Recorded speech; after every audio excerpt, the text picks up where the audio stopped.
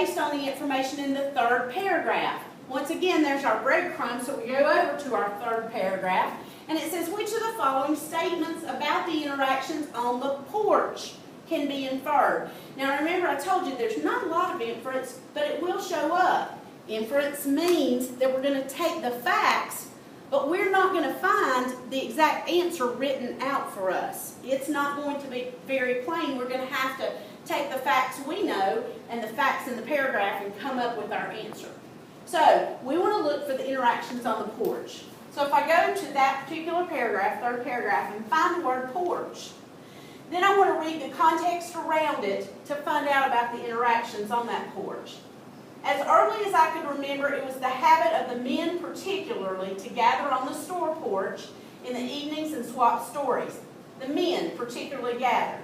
Even the women would stop and take a breath with them at times. Take a break, and break a breath with them. Now I'll read it more carefully.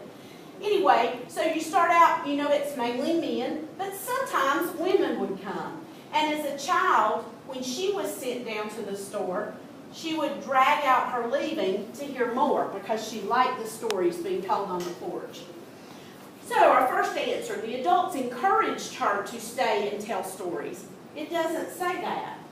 Men were more frequent participants than were women. Didn't we just now say that men particularly gather and even the women would stop? So they were not as often as men, not as frequent. So I think that's my answer. But I'm going to check the rest. See, most of the storytellers have not grown up. We don't know about where they came from. The author's parents sent her to hear the stories. It does not tell us that. And a man in particular told most. It does not tell us that. So our answer is B.